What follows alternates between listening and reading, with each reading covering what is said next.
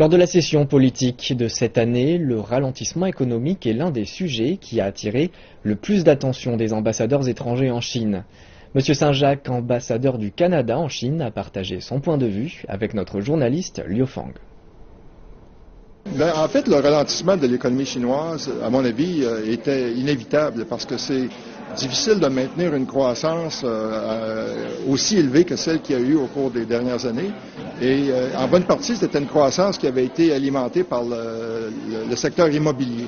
Et maintenant, il faut absorber le surplus immobilier. Mais je pense que puisqu'on a, la Chine a des plans très ambitieux sur le plan de l'urbanisation, je pense que la croissance des populations urbaines va amener aussi une augmentation de la consommation. Moi, je pense que la Chine s'oriente de plus en plus vers une économie moderne. Les efforts qui sont consacrés à l'innovation commencent à porter fruit. Et puis, j'ai bon espoir que la transition va être réussie vers une économie du savoir, vers une économie qui est davantage basée sur l'innovation, sur la haute technologie.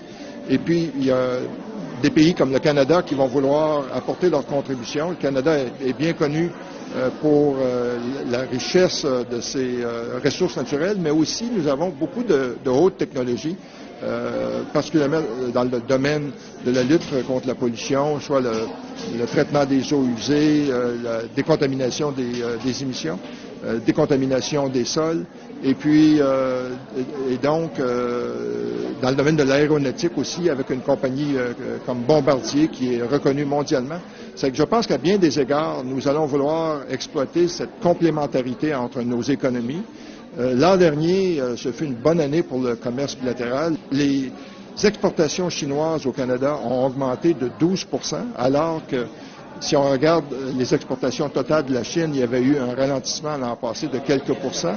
De notre côté, les exportations du Canada en Chine ont augmenté d'environ 4%, alors que les importations chinoises baissaient d'à peu près 12%.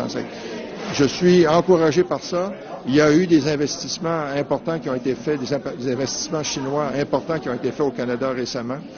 Et puis, le Canada reste une destination privilégiée pour les investisseurs chinois. Nous avons des taxes corporatives parmi les plus basses au monde. Nous avons une main-d'œuvre très qualifiée, un pays où il y a la primauté du droit, il y a une société multiculturelle accueillante et un système d'éducation et un système de santé publique de grande qualité. C'est que tout ça, je pense, devrait contribuer à augmenter les liens entre les deux pays.